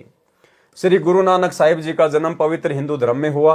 प्रभु प्राप्ति के बाद कहा कि न कोई हिंदू न मुसलमाना अर्थात अज्ञानतावश दो धर्म बना बैठे। सर्व एक परमात्मा सत्य पुरुष के बच्चे हैं। श्री नानक देव जी ने कोई धर्म नहीं बनाया बल्कि धर्म की बनावटी जंजीरों से मानव को मुक्त किया तथा शिष्य परंपरा चलाई। जैसे गुरुदेव से नाम दीक्षा लेने वाले भक्तों को शिष्य बोला जाता है, उन्हें पंजाबी भाषा में सिख कहने लगे। जैसे आज इस दास के लाखों शिष्य हैं, परंतु यह धर्म नहीं है। सर्व पवित्र धर्मों की पुण्यात्माएं आत्म कल्याण करवा रही हैं। यदि आने वाले समय में कोई धर्म बना बैठे तो वह दुर्भाग्य ही होगा। भेदभाव तथा संघर्ष की नई दीवार ही बनेगी, परंतु लाभ कुछ नहीं होगा। विशेष केवल एक ही बात को कि कौन किसका गुरु तथा कौन किसका शिष्य है, वाद विवाद का विषय न बनाकर सच्चाई को स्वीकार करना चाहिए। कुछ देर के लिए श्री नानक साहिब जी को परमात्मा कबीर साहिब कबीर देव जी का गुरु जी मान लें। ये विचार करें कि इन महापुरुषों ने गुरु शिष्य की भूमिका करके हमें कितनी अनमोल वाणी रचकर दी है तथा हम कितना उनका अनुसरण कर पा रहे हैं। आज किसी व्यक्ति का जन्म पवित्र हिंदू धर्म में है, वह अपनी साधना तथा इष्ट को सर्वोच्च मान रहा है। मृत्यु उपरांत उसी पुण्यात्मा का जन्म पवित्र सिख धर्म में हुआ तो फिर वह उसी साधना को उत्तम मानकर निश्चिंत हो जाएगा। फिर पवित्र मुसलमान धर्म में जन्म मिला तो उपरोक्त साधनाओं के विपरीत पूजा पर आरूढ़ होगा तथा फिर पवित्र ईसाई धर्म में जन्म हुआ तो केवल उसी पूजा पर आधारित हो जाएगा। फिर कभी पवित्र आर्य समाज में वही पुण्यात्मा जन्म लेगी तो केवल हवन यज्ञ करने को ही मुक्ति मार्ग कहेगा। यदि वही पुण्यात्मा पवित्र जैन धर्म में पहुंचेगी तो हो सकता है निर्वस्त्र रहकर या मुख पर कपड़ा बांधकर नंगे पैरों चलना ही मुक्ति का अंतिम साधन होगा। उपरोक्त जन्म पूर्ण परमात्मा की भक्ति न मिलने तक होते रहेंगे, क्योंकि द्वापर युग तक अपने पूर्वज एक ही थे तथा वेदों अनुसार पूजा करते थे। अन्य धर्मों की स्थापना नहीं हुई थी। जब श्री गुरु गोविंद साहिब जी ने 5 प्यारों को चुना, उनमें से एक श्री दयाराम जी लाहौर के खत्री परिवार से हिंदू थे। श्री धर्मदास जी इंद्रप्रस्थ दिल्ली के जाट हिंदू थे। भाई मोहकम चंद जी छिबे हिंदू द्वारकावासी। भाई साहिब चंद जी नाई हिंदू बिदर निवासी। भाई हिम्मतमल जी झींवर हिंदू जगन्नाथपुरी उड़ीसा निवासी थे। जीवन 10 गुरु साहिबान लेखक सोडी तेजा सिंह प्रकाशक भाई चतर सिंह, जीवन सिंह, अमृतसर, पृष्ठ नंबर 343 344। इसलिए अपने संस्कार मिले जुले हैं। भले ही उपरोक्त पंच प्यारे उस समय अपनी भक्ति साधना गुरु ग्रंथ साहिब के अनुसार, गुरुओं की आज्ञा अनुसार कर रहे थे, परंतु सर्व हिंदू समाज से संबंध रखते थे। उस समय गुरुओं के अनुयायियों को शिख कहते थे, हिंदी भाषा में शिष्य कहते हैं। इस कारण से एक अलग भक्ति मार्ग पर चलने वाले जन समूह को शिख कहने लगे। अब यह एक अलग धर्म का रूप धारण कर गया। जैसे वर्तमान में कई पंथों के लाखों अनुयायी हैं, उनको भी अन्य नामों से संबोधित किया जाता है। जैसे राधा स्वामी पंथ के अनुयायियों को कहते हैं ये तो राधा स्वामी हैं, परंतु ये सर्व धर्मों के व्यक्तियों का समूह है। हो सकता है आने वाले समय में यह एक अलग धर्म का रूप धारण कर ले, परंतु वर्तमान में अधिकतर हिंदू समाज और सिख समाज के ही व्यक्ति हैं। जो व्यक्ति मांस आहार, मदिरा पान तथा अन्य नशीली वस्तु जैसे तंबाकू, बीड़ी, सिगरेट, हुक्का आदि में सेवन करता है तथा लूट कसोट, जीव हिंसा करता है तथा बहन बेटियों को बुरी नजर से देखता है, वह न तो हिंदू है, न मुसलमान, न सिख, न ईसाई। क्या उपरोक्त बुराई करने का सर्व पवित्र धर्मों के सदग्रंथों में विवरण है? नहीं। उपरोक्त बुराई युक्त व्यक्ति कभी प्रभु प्राप्ति नहीं कर सकता तथा न ही वह धार्मिक हो सकता। एक समय यह दास एक दोस्त सिख अधिकारी के साथ किसी सिख की शादी में गया। वहां पर श्री गुरु ग्रंथ साहिब जी के अखंड पाठ का भोग पड़ा। सर्व उपस्थित व्यक्तियों ने प्रसाद लिया, फिर खाना खाने के लिए साथ में ही लगे टेंट में प्रवेश हुए, जहां पवित्र अमृतवाणी का भोग पड़ा था तथा जहां खाना खाया। दोनों के बीच केवल कनात यानी कपड़ा लगी थी। खाने को मांस तथा पीने को मदिरा सरेआम थी। जो पाठ कर रहे थे वे भी सर्वप्रथम उसी आहार को प्रेम पूर्वक कर रहे थे। इसलिए सर्वप्रथम हिंदू तो हिंदू बने, मुसलमान बने मुसलमान, ईसाई बने ईसाई तथा सिख बने सिख। फिर हम प्रभु भक्ति करने योग्य होंगे। प्रभु साधना भी अपने सदग्रंथों में वर्णित विधि अनुसार करने से प्रभु प्राप्ति होगी, अन्यथा मानव शरीर व्यर्थ हो जाएगा। हम एक कुल मालिक की संतान हैं। सतज्ञान न होने से हिंदू मुसलमान के झगड़े, हिंदू सिख के झगड़े, मुसलमान ईसाई के झगड़े धर्म के श्रेष्ठता और अश्रेष्ठता के कारण है। विश्व युद्ध में भी इतना रक्तपात नहीं हुआ होगा जितना धर्म के खतरे की आड़ में हो चुका है। धार्मिकता के खतरे की तरफ ध्यान न देने से अनेक बुराइयां सर्व पवित्र धर्मों में घर कर चुकी हैं। सर्व पवित्र धर्मों में 1% व्यक्ति होते हैं जो 99% को आपस में लड़वा कर मरवा देते हैं। इससे विपरीत हिंदू हिंदू को मार रहा है, सिख सिख को काट रहा है, मुसलमान मुसलमान को परेशान कर रहा है, ईसाई ईसाई का दुश्मन बना हुआ है, आर्य समाजी पर ही मुकदमे किए बैठा है, कबीर पंथियों के दुश्मन बने हैं। और भाई और बहनों, अज्ञानता के कारण, संत रामपाल जी के तत्व ज्ञान को गहराई से ना समझ पाने के कारण आज संत रामपाल जी के पंथ में भी ये बुराई घर कर चुकी है। हालांकि आगे सफलता प्राप्त नहीं कर पाएगी, लेकिन वर्तमान में तो सतगुरु रामपाल जी का परिवार इस बुराई से अछूता नहीं है। आज हम सभी कबीरपंथी हैं। सात संगत से जुड़े हुए भाई बहन भी कबीरपंथी हैं, सतलोक आश्रम से जुड़े हुए भाई बहन भी कबीरपंथी हैं, क्योंकि हमारे गुरुदेव कबीर जी हैं और कबीर जी के दिखाए रास्ते पर जो चलता उसको कबीरपंथी कहते हैं। तो गुरुदेव कह रहे हैं कि सभी लोग हिंदू हिंदू पर मुकदमे किए बैठे हैं, कबीरपंथी कबीरपंथियों पर मुकदमे किए बैठे हैं। और भाई और बहनों, इस पवन दास पर सतलोक आश्रम मैनेजमेंट हरियाणा वालों ने झूठा मुकदमा सतगुरु रामपाल जी के माध्यम से ही करवा डाला। अब सोचिए भाई और बहनों, हमारे गुरुदेव इतनी बड़ी बात लिख रहे हैं। अब इतनी बड़ी बात लिखने वाले और समाज को शिक्षा देने वाले कि ऐसे आपस में मुकदमे नहीं करने चाहिए, ये अच्छी बात नहीं है, परमात्मा के भक्ति मार्ग में ऐसा नहीं होना चाहिए। तो गुरुजी तो मना कर रहे हैं कि आपस में मुकदमेबाजी नहीं करनी चाहिए। फिर सोचिए भाई और बहनों, मुझ पवन दास के ऊपर सतगुरु रामपाल जी ने मुकदमा क्यों किया? अपने परिवार के कहने पर। अगर आप इसको एक नॉर्मल बात मान के चलोगे तो फिर ये तो दोगली बात हो गई सतगुरु रामपाल जी की। यहां तो कह रहे हैं कि आपस में मुकदमेबाजी नहीं करनी चाहिए। जो आपस में एक दूसरे पर मुकदमा करते हैं उनको ज्ञान नहीं है। और सतगुरु रामपाल जी ने मुझ पवन दास के ऊपर अपने परिवार के कहने से मुकदमा कर दिया। तो नॉर्मल तरीके से अगर आप इस बात को लेकर चलोगे तो यह बात सतगुरु रामपाल जी को दोगला साबित करती है। इसलिए दास आप सभी भाई बहनों को बार बार कहता है कि पूज्य गुरुदेव जी के द्वारा अपने परिवार के कहने पर इस परीक्षा के समय में मुझ पवन दास के ऊपर अपने भक्ति विधान के विपरीत ये 420 का मुकदमा लगाना, मुझ पवन दास को जेल करवाना, ये वर्तमान में उनकी लीला का, उनके मिशन का एक हिस्सा है।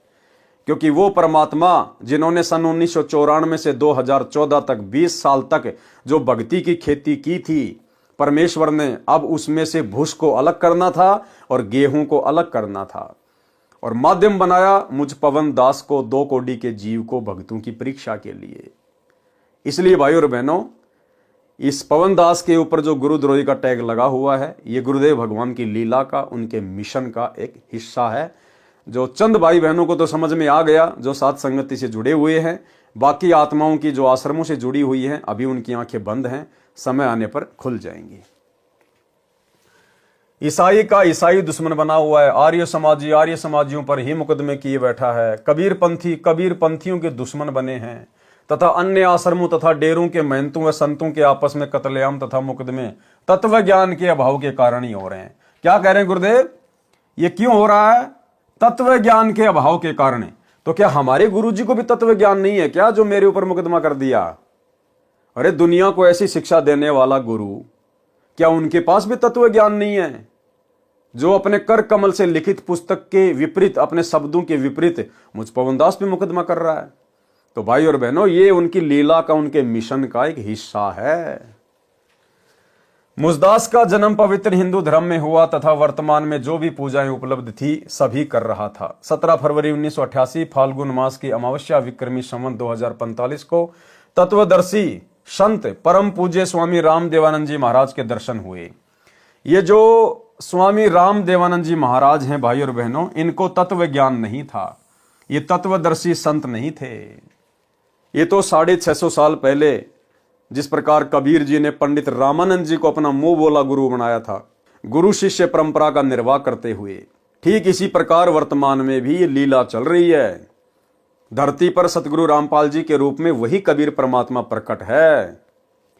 और 17 फरवरी 1988 को आदरणीय गरीबदास जी के 12वें पंथ में सतगुरु रामपाल जी ने, अर्थात कबीर परमेश्वर जी ने, आदरणीय राम देवानंद जी को अपना मोह बोला गुरु धारण करके केवल गुरु शिष्य परंपरा का निर्वाह किया है। अन्यथा हमारे गुरुदेव स्वयं परमेश्वर हैं, और परमेश्वर स्वयं ही तत्वदर्शी होता है, और एक समय में पृथ्वी पर एक ही तत्वदर्शी संत होता है, क्योंकि पूरी सृष्टि में कबीर जी के अलावा तत्वदर्शी संत की भूमिका कोई और नहीं निभा सकता। यह तो केवल अपने गुरु जी को महत्व दिया जा रहा है, क्योंकि भक्ति मार्ग में अपने गुरु को परमात्मा माना जाता है। परम पूज्य स्वामी राम देवानंद जी महाराज के दर्शन हुए। उन्होंने जब मुझे यह शास्त्र आधारित तत्व ज्ञान सुनाया, प्रथम बार ऐसा लगा जैसे किसी नास्तिक से मिलन हो गया, और मन में आया कि ऐसे व्यक्ति के तो दर्शन भी व्यर्थ होते हैं। ऐसा क्यों कह रहे हैं गुरुदेव? क्योंकि जब सतगुरु रामपाल जी ये ज्ञान दे रहे हैं, तो बहुत सारी आत्माओं के मन में इस प्रकार की बातें आती है शुरुआत में, जब उनके ज्ञान को सुनती हैं, कि ये ज्ञान तो हमने आज से पहले कभी सुना ही नहीं।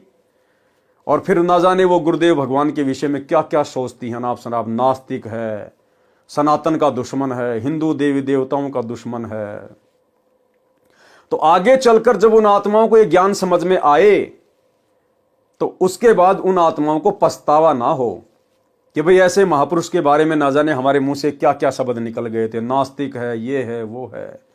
तो गुरुदेव उन आत्माओं को सांत्वना देते हुए यहां पर लिख रहे हैं कि भाई मेरे साथ भी शुरुआत में ऐसे ही बनी थी, इसलिए यदि तुम लोगों ने भी कभी मेरे प्रति ऐसा सोचा हो तो अपने मन में इस दोष को निकाल देना, अपने मन से इस बात को निकाल देना। भाई ये ज्ञान ही ऐसा है, शुरुआत में जब इसको कोई सुनता है तो अटपटा सा ही लगता है, ताकि उन आत्माओं को थोड़ी शांति सी महसूस हो। ऐसे व्यक्ति के तो दर्शन भी व्यर्थ होते हैं जो हमारे देवी देवताओं ब्रह्मा विष्णु महेश तथा ब्रह्म से भी ऊपर कोई शक्ति बता रहा है। जब इस दास ने महाराज जी के द्वारा बताए शास्त्रों का अध्ययन उनकी पोल खोलने के लिए किया, तो मेरी ही पोल खुल गई कि मैं सर्व साधना अपने ही पवित्र शास्त्रों, पवित्र गीता जी व पवित्र वेदों के विरुद्ध ही कर रहा था। अब दास की प्रार्थना है कि सर्व भगतजनों को एक बार अवश्य खेद होगा, परंतु उपरोक्त सदग्रंथों को प्रभु को साक्षी रखकर पुनः पढ़ें तथा मुझदास के पास सर्व पवित्र धर्मों के सदग्रंथों के आधार पर वास्तविक भक्ति मार्ग है, निःशुल्क उपदेश प्राप्त करके अपना तथा अपने प्यारे परिवार का कल्याण करवाएं। जीव हमारी जाति है, मानव धर्म हमारा, हिंदू मुस्लिम सिख ईसाई धर्म नहीं कोई न्यारा। हिंदू मुस्लिम सिख ईसाई आपस में है भाई भाई, आर्य जैनी और बिश्नोई एक प्रभु के बच्चे सोई। कबीर खड़ा बाजार में सबकी मांगे खैर, ना कहूं से दोस्ती ना कहूं से बैर। अब देखो परमेश्वर तो क्या लिख रहे हैं अपने ज्ञान में, और वर्तमान में सतलोक आश्रम मैनेजमेंट हरियाणा के द्वारा क्या किया जा रहा है। गुरुदेव भगवान हमें क्या शिक्षा दे रहे हैं कि हिंदू मुस्लिम सिख ईसाई आपस में हम भाई भाई। बताओ, गुरुदेव ने तो सबको आपस में एक ही पिता की संतान बताया कि हिंदू मुस्लिम सिख ईसाई आपस में सब भाई भाई। और ये सतलोक आश्रम मैनेजमेंट हरियाणा अज्ञानता की पोटली। अभी बांग्लादेश में मुसलमानों के खिलाफ जिस प्रकार से बजरंग दल के द्वारा, विश्व हिंदू परिषद के द्वारा रैलियां निकाली गई कि हमारे हिंदू भाइयों को वहां दुखी किया जा रहा, परेशान किया जा रहा है। उन बजरंग दल वालों की रैलियों में उनका समर्थन करने के लिए मुसलमानों के विरोध में सतलोक आश्रम मैनेजमेंट हरियाणा से जुड़ी हुई मध्य प्रदेश की सीहोर जिले की संगत को वहां भेज दिया गया। वहां के कोऑर्डिनेटर, वहां की संगत हजारों की संख्या में मुसलमानों के विरोध में विरोध प्रदर्शन करने के लिए पहुंच गई। अखबारों में न्यूज आ रही है। भाई और बहनों, इसको कहते हैं अज्ञानता। इसको कहते हैं तत्वदर्शी संत की शरण में आने के बाद भी भेजे में गोबर भर के रखना, गोबर। अरे हमारे लिए तो सब हमारे भाई हैं। हम किसी का विरोध यहां कर ही नहीं सकते। हम तो केवल प्यार प्रेम से समझा सकते हैं। हम यहां किसी का विरोध कर ही नहीं सकते। संतों का काम विरोध का होता ही नहीं है। कबीर खड़ा बाजार में मांगे सबकी खैर, और ना कहूं से दोस्ती ना कहूं से बैर। और यह गुरुदेव साफ कह रहे हैं, हिंदू मुस्लिम सिख ईसाई आपस में सब भाई भाई। तो नालायकों, तुम अपने भाइयों का विरोध करोगे क्या? अरे भाइयों को समझाया जाता है, भाइयों का कभी विरोध नहीं किया जाता। तो ये मुसलमान भी आप और हमारे लिए उतने ही प्रिय हैं जितने हिंदू हमारे लिए प्रिय हैं, जितने जैनी और ईसाई हमारे लिए प्रिय हैं। ठीक है, वर्तमान में उनको ज्ञान नहीं है, तत्व ज्ञान नहीं है, नकली गुरुओं के द्वारा वो भ्रमित है, शास्त्रों के विरुद्ध साधना कर रहे हैं, जिस कारण से आपस में लड़ रहे हैं, झगड़ रहे हैं। लेकिन आप और हमें तो गुरुदेव ने ज्ञान दे दिया, मानव धर्मी बना दिया। और यदि हम भी एक दूसरे के विरोध में, यदि हम किसी का पक्ष लेके खड़े हो जाएंगे, तो फिर हम संत रामपाल जी के भगत तो जलती हुई आग में घी डालने का काम कर रहे हैं। तो भाई और बहनों, ये तत्व ज्ञान तो छोड़िए। संत रामपाल जी के 90% सतलोक आश्रम से जुड़े भगत भाई बहनों को अभी ज्ञान भी अच्छे से समझ में नहीं आया। इन लोगों को सामाजिक ज्ञान भी अच्छे से समझ में नहीं आया। तत्व ज्ञान तो बहुत दूर की बात है। इसीलिए तो गुरुदेव भगवान अपनी हिसार जेल से आने वाली ऑडियो में इन लोगों को बार बार डांटते हैं। वो अंतर्यामी परमात्मा इन लोगों के इसी प्रकार के कुकर्म देखकर इनको बार बार डांटते हैं कि अच्छे इंसान तो जगत वाले भी ऐसा नहीं करते जैसा तुम भगत कर रहे हो। यानी आम समाज में जो व्यक्ति पढ़ा लिखा है, जिस व्यक्ति को इस बात की जानकारी है, वो व्यक्ति भी किसी भी धर्म के विरोध में किसी का साथ नहीं देता। उनको भी पता है कि शैतान ने हमारे को बांट रखा है, हिंदू मुस्लिम सिख ईसाई हम सब एक ही हैं।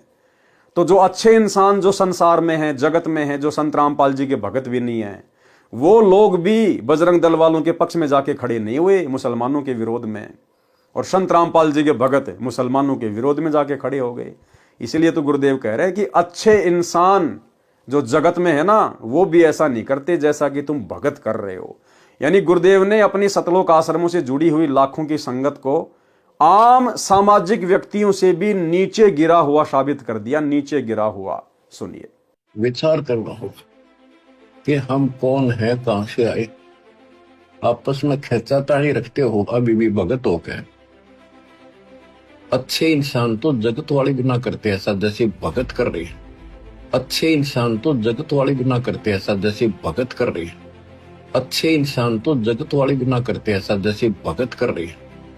किसी को छोटी सी सेवा दे देते, कोऑर्डिनेटर बना दिया, वो ने सोचा मैं खुदा बन गया। और इतना शिक्षा तो पड़े, मजदूर बनो सीखो, मजदूर। और कई देखा है कि कोऑर्डिनेटर या जिसकी जो भी व्यवस्था लगाई जाती है वो व्यवहार भी ठीक नहीं करते, धमकान लग जाते, फुरकान लग जाते। और कुछ ऐसी भी शिकायतें आई हैं जो बहन बेटियों के साथ गलत मैसेज भी डालते हैं। तो वो दुष्ट लोग ना तो कोऑर्डिनेटर के योग्य है ना वो भगत के योग्य। और कुछ ऐसी भी शिकायतें आई हैं जो बहन बेटियों के साथ गलत मैसेज भी डालते हैं। तो वो दुष्ट लोग ना तो कोऑर्डिनेटर के योग्य है ना वो भगत के योग्य। और कुछ ऐसी भी शिकायतें आई हैं जो बहन बेटियों के साथ गलत मैसेज भी डालते हैं। तो वो दुष्ट लोग ना तो कोऑर्डिनेटर के योग्य है ना वो भगत के योग्य। तो ऐसा तो संगत माई कुसंगत उपजेगी, और ऐसी कुसंगत होगी फिर हम रखेंगे नहीं उसको खेत में। किसान उस कुबाड़ को पाड़ कर खेत तो बाहर फेंक देता है, तो उसको आप मिशन से निकाल दिया जाया करेगा। सुधर जाओ, एक के नहीं सुनी जाया करती, दिशात्मक शिक्षा दी जाती है, अमल कर लो इन पे। कर्म बतेरे फोड़ लिए, इस ज्ञान का असर क्या हुआ? थोड़ा सा सुख होते हो फिर पक्के एजेंट काल के बन जाते हैं, बकवाद वही करनी, भगवान से दूर हो जाना। थोड़ा सा सुख होते हो फिर पक्के एजेंट काल के बन जाते हैं, बकवाद वही करनी, भगवान से दूर हो जाना। थोड़ा सा सुख होते हो फिर पक्के एजेंट काल के बन जाते हैं, बकवाद वही करनी, भगवान से दूर हो जाना। तो भाई और बहनों, आप और हमारा सौभाग्य कि गुरुदेव भगवान ने हमारा ज्ञान योग खोला, हमें गुरुदेव ने सद्बुद्धि दी। हम इस प्रकार के शैतानी प्रपंचों में नहीं पड़ते हैं, ज्ञान को आधार बना के अपनी भक्ति करते हैं। और बाकी संगत अपने कर्म फोड़ रही है कोऑर्डिनेटरों के पीछे लगकर। हिंदू मुस्लिम सिख ईसाई आपस में हैं भाई भाई, आर्य जैनी और बिश्नोई, एक प्रभु के बच्चे सोई। कबीरा खड़ा बाजार में सबकी मांगे खैर, ना कहूं से दोस्ती ना कहूं से बैर। शवशम वेद बोध पृष्ठ 160 से 162 पर सामान्य ज्ञान है। शवशम वेद बोध पृष्ठ 163 का सारांश। मृत्यु के समय जीव किस रास्ते से जाता है उसके भविष्य का ज्ञान। अथ जीव के अंतकाल वाली वाणी। अंतकाल जब जीव को आवे, यथा कर्म तब देही पावे। यानी अंत समय में जैसा जिसने जो कर्म किए हैं, शुभ या अशुभ कर्म, उसी अनुसार से आगे वो शरीर धारण करता है। गुदा द्वार जब जीव निकासा, नरक खाने में ताको वासा। यानी जब किसी की मृत्यु होती है और उसकी आत्मा जब उसके गुदा द्वार से निकलती है तो सीधा वो कहां जाता है? नरक में जाता है। गुदा द्वार से आत्मा निकलने की क्या पहचान है? जब आदमी का शरीर छूटता है, यमदूत उसे परेशान करते हैं, दुखी करते हैं, तो उसका लैट्रिन निकल जाता है, उसके कपड़े लैट्रिन से सन जाते हैं। यानी उसकी आत्मा यमदूतों ने मार मार के गुदा द्वार से निकाली है। ऐसा व्यक्ति सीधा नरक में ठोका जाता है, नरक में। गुदा द्वार जब जीव निकासा, नरक खाने में ताको वाशा। और भाई और बहनों, आपको ध्यान होगा, दास ने आज से 2-2.5 साल पहले वीडियो बनाया था। सतलोक आश्रम मैनेजमेंट हरियाणा से बिहार का स्टेट कोऑर्डिनेटर, उसकी गुदा द्वार से ही आत्मा बाहर निकली थी। गुदा द्वार से सीधा नरक में गया वो। बिहार का स्टेट कोऑर्डिनेटर, जिसकी बाथरूम में बैठे बैठे लैट्रिन करते करते जिसको हार्ट अटैक हुआ था, उसकी आत्मा गुदा द्वार से निकली और सीधा वो नरक में गया। सोचिए, स्टेट कोऑर्डिनेटरों की यह हालत है, तो उन कोऑर्डिनेटरों के पीछे आंख बंद करके चल रही संगत का क्या हाल होगा। और हाल हो भी रहा है, आए दिन अकाल मौत आप देख ही रहे हैं। गुदा द्वार जब जीव निकासा, नरक खाने में ताको वाशा। गिरे नरक शीस बल जाई, ताही में पुनी रहे समाई। नाभि द्वार जो प्राण चलाना, जलचर योनि माही प्रकाटाना। नाभि द्वार से जिसके प्राण निकलते हैं वो क्या बनता है? वो जल का जीव बनता है, मछली, मगरमच्छ वगैरह जो भी है। मूत्र द्वार कर जीव पयाना, पशु योनि तासु ठिकाना। और जिसकी आत्मा उसके मूत्र द्वार से निकलती है, यानी मरते समय जो पेशाब कर देता है भयभीत होकर यमदूतों से, तो कहते हैं मूत्र द्वार कर जीव पयाना, पशु योनि में ताकू ठिकाना। सीधा वो पशु योनि में जाता है। मुख द्वार ते जीव कडियावे, अन्न खाने में बासा पावे। और जिसकी आत्मा उसके मुख द्वार से निकलती है, मुख से कैसे निकलेगी? उसका मुंह फटा का फटा रह जाता है। मृत्यु के बाद जिस व्यक्ति का मुंह फटा हुआ है, तो समझो उसकी आत्मा उसके मुख द्वार से निकाली गई है। वो कहां जाएगा? अन्न खानी में। जैसे ये अनाज के अंदर जो जीवाणु जो पैदा हो जाते हैं गेहूं में, सरसों में, बाजरे में, जो जीवाणु पैदा हो जाते हैं, ढोरे, सुरसी, वो ऐसी योनियों में जाता है। श्वास द्वार ते जीव जब जाता, अंडज खानी में सो प्रकटता। वो कहाँ जाता है? अंडज खानी में, यानी वो पक्षी बनता है। जो अंडे से जो उत्पत्ति होती है, चाहे किसी जैसे छिपकली की भी जो है अंडे से होती है, बाकी जो पक्षी हैं उनकी भी अंडे से होती है। नेत्र द्वार जब जीव से धारा, मक्खी आदिक तन सो धारा। और आंखों से जिसकी आत्मा निकाली जाती है, यानी मरते समय जिसकी आंखें फटी की फटी रह जाती हैं, तो समझो उसकी आत्मा कहां से निकली है? नेत्र द्वार से। वो कहां जाएगा? वो मक्खी की योनि में जाता है। मक्खी और कीट पतंग की योनियां वो प्राप्त करता है। श्रवण द्वार ते जीव जब चाल्या, श्रवण यानी कान, प्रेत दे पावे तत्काला, वो भूत की योनि में जाता है। दसम द्वार ते निक्षय प्राणा, राजा होए भोग विधि नाना। और जिसकी आत्मा 10वें द्वार से निकलती है, काल तक की साधना में जो 10वां द्वार है, वो परमात्मा ने ये बताया, हमारी जो खोपड़ी है, जहां पर ये चोटी होती है, ये जो खाल है, इसके जस्ट नीचे की तरफ 10वां द्वार होता है। तो 10वें द्वार से जिसकी आत्मा निकलती है, वो राजा वगैरह बन जाता है, बहुत बड़ा कोई पैसे वाला बन जाता है। थोड़े बहुत समय वो राज भोगता है, आराम करता है, बड़े मजे लेता है, मनुष्य योनि प्राप्त करता है। उसके बाद फिर उसके कर्म बिगड़ेंगे, क्योंकि राजा बनेगा तो सबसे ज्यादा पाप करेगा। भाई तब से राज मद मानम, जन्म तीसरे शुक्र स्वानम। फिर राजा कहां जाएगा? सीधा मरने के बाद में नरक में। नरक से फिर सीधे गधे की योनि में। एक हरि की भक्ति बिन राजा गधा होय, माटी लदे कुमार की घास न डाल कोई।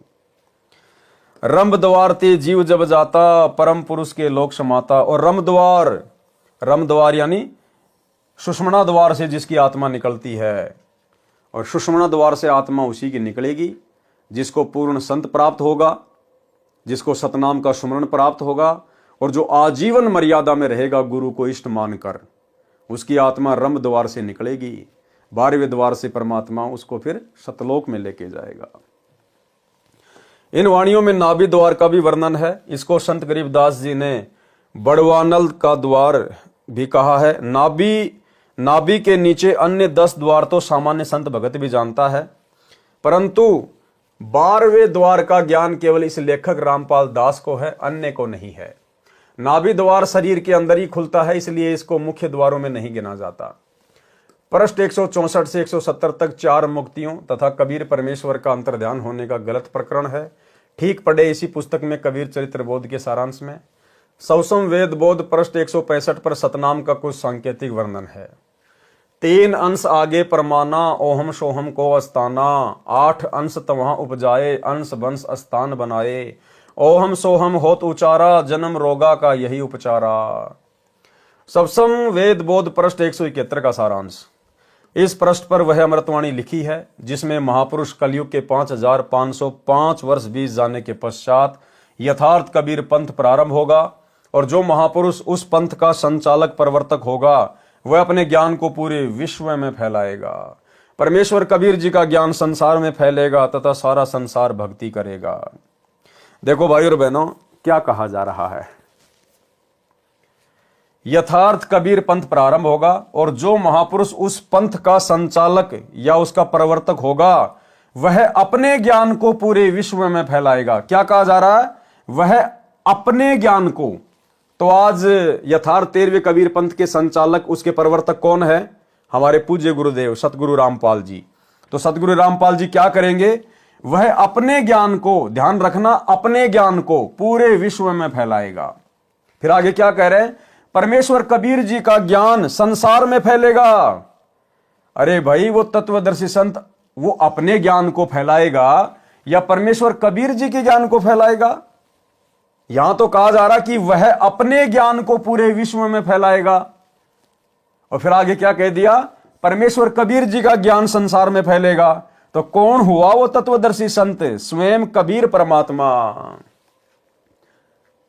हमारे गुरुदेव स्वयं कबीर परमेश्वर हैं। परमेश्वर एक सेंटेंस में क्या संकेत कर जाते हैं, एक बार फिर से देख लीजिएगा।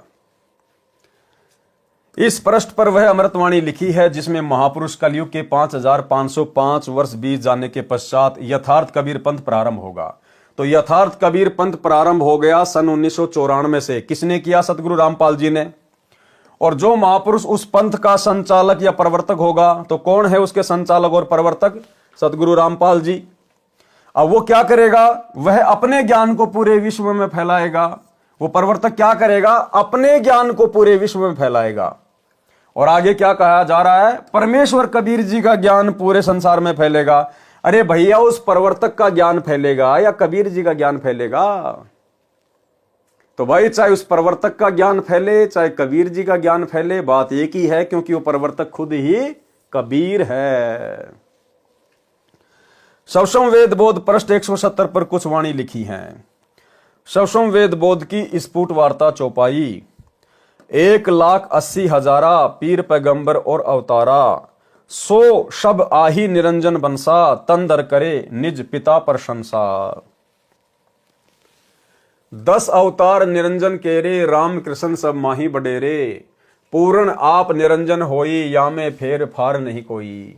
भावार्थ, जो मुसलमान धर्म में 1,80,000 पैगंबर माने गए हैं, हजरत मोहम्मद जी अंतिम नबी अर्थात पैगंबर माने गए हैं, ये तथा अन्य अवतार जो हिंदू धर्म में माने जाते हैं, ये सब के सब काल निरंजन के अंश थे और संसार में जन्म लेकर काल की महिमा बताकर काल के पंथ का प्रचार करने आए थे। हिंदू धर्म में 10 अवतार माने गए हैं। उनमें से मुख्य श्री रामचंद्र जी तथा श्री कृष्णचंद्र जी हैं। काल निरंजन इनमें सर्वशक्तिशाली है। कबीर परमेश्वर जी ने कहा है कि मैं जो कह रहा हूं इसमें कोई हेर फेर नहीं है, अर्थात ये सत्य है। पृष्ठ 171 पर अंतिम वाणियों में कहा है कि पूर्ण परमात्मा का यथार्थ ज्ञान देने के लिए मेरा भेजा हुआ मेरा अंश उस समय आएगा जब कलयुग 5505 वर्ष बीत जाएगा। वह मेरी सत्य साधना का फरमान संदेशा लेकर आएगा। उस समय हिंदू, तुर्क यानी मुसलमान या अन्य सब धर्मों में जितने जीव संसार में है, वे सतनाम की महिमा से परिचित होकर निर्वाण यानी मोक्ष मार्ग को ग्रहण करेंगे। जितने भी धर्म के नाम के पंथ हैं तथा काल द्वारा भ्रमित करके परमेश्वर कबीर जी के नाम से 12 पंथ चलाए गए हैं, वे सब तत्व ज्ञान को जो वह महापुरुष प्रमाणित करके बताएगा, उसको सुनकर तथा समझकर उस महापुरुष द्वारा चलाए गए 13वें यथार्थ पंथ में शवतः आकर ऐसे मिल जाएंगे जैसे सरितगण यानी दरियाओं का समूह अपने आप विवश हुआ समुद्र में मिलकर एक हो जाता है। इसी प्रकार सर्वधर्म समूह एक हो जाएंगे, यानी हिंदू, मुस्लिम, सिख, ईसाई, जैनी, बौद्ध, यहूदी, मंगोल, फारसी, जितने भी धर्म है संसार में, ये सब के सब धर्म एक हो जाएंगे।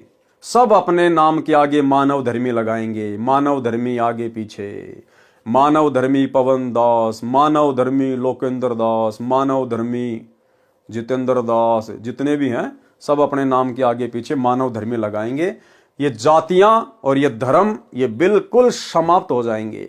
लोगों को अपनी जाति और अपना धर्म बताने में शर्म आने लगेगी, शर्म, क्योंकि उस समय संत रामपाल जी का ज्ञान पूरे विश्व में फैल जाएगा और उनका जो नारा है वो जन जन की जुबान पे होगा। जीव हमारी जाति है, मानव धर्म हमारा, हिंदू, मुस्लिम, सिख, ईसाई धर्म नहीं कोई न्यारा।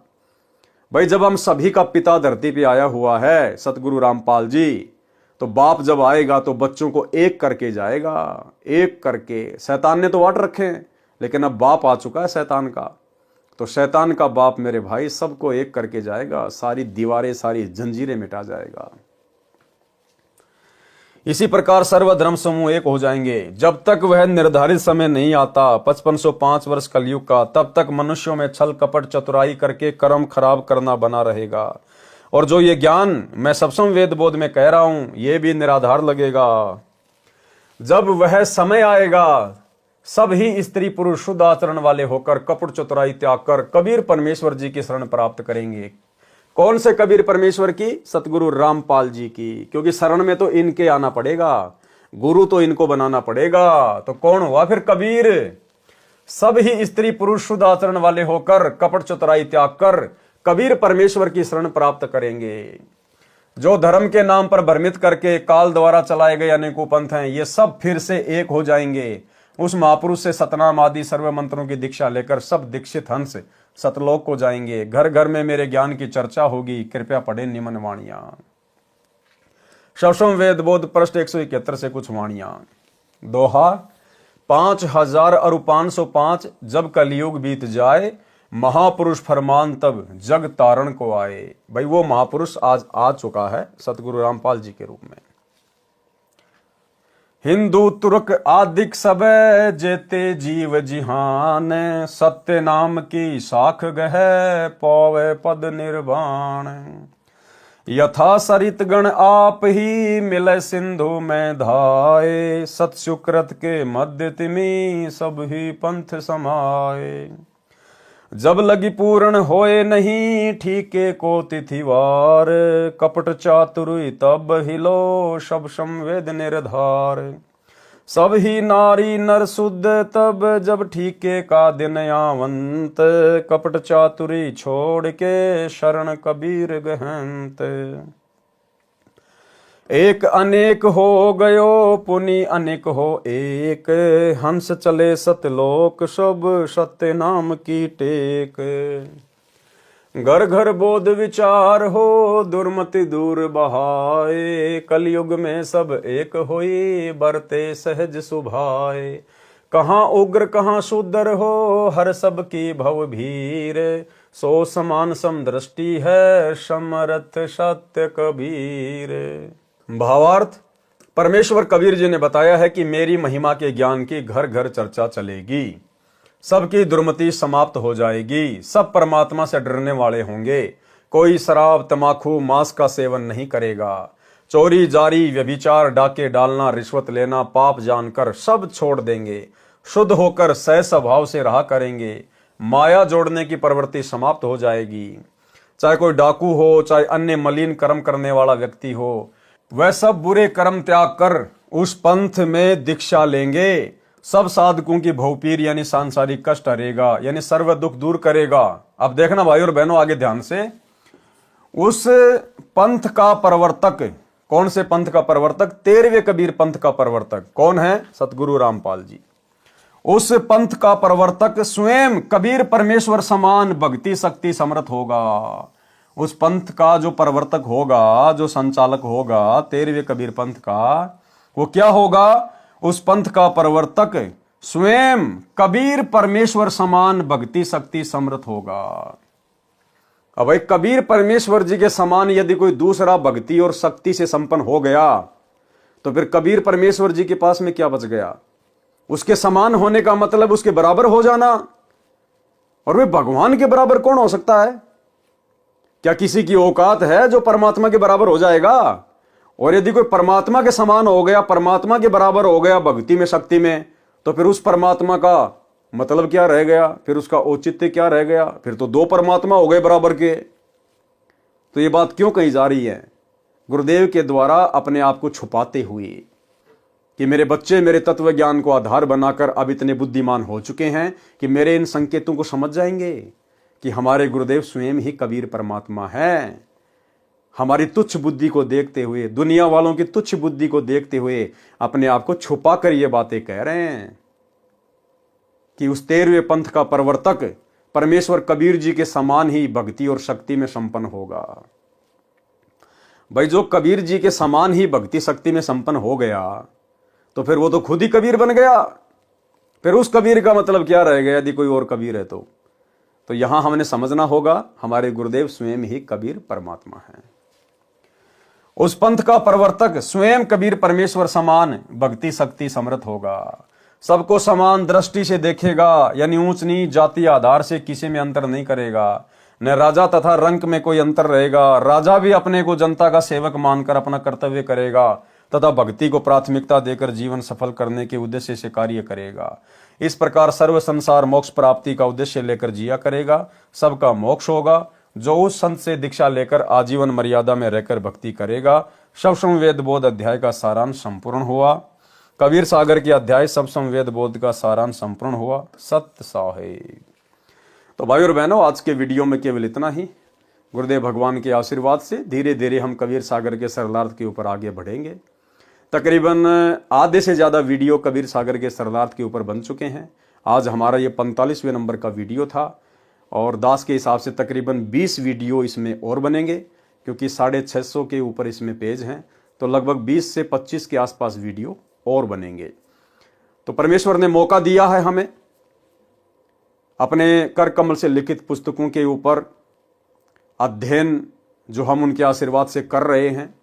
खुलासे तो उन्होंने कर ही रखे हैं, सरलार तो उन्होंने कर ही रखा है, लेकिन उन्हीं के द्वारा बख्शीश सद्बुद्धि आधार से हम उन्हीं के सत्प्रेरणा से कुछ और गुप्त रहस्य जो उन्होंने छुपा रखे हैं, जो वो कह नहीं सके, सार्वजनिक नहीं कर सके, आप और हमारी छोटी बुद्धि को देखते हुए कि कहीं उन बड़े बड़े रहस्यों को सुनकर इनके मन में गुरु के प्रति दोष पैदा ना हो जाए।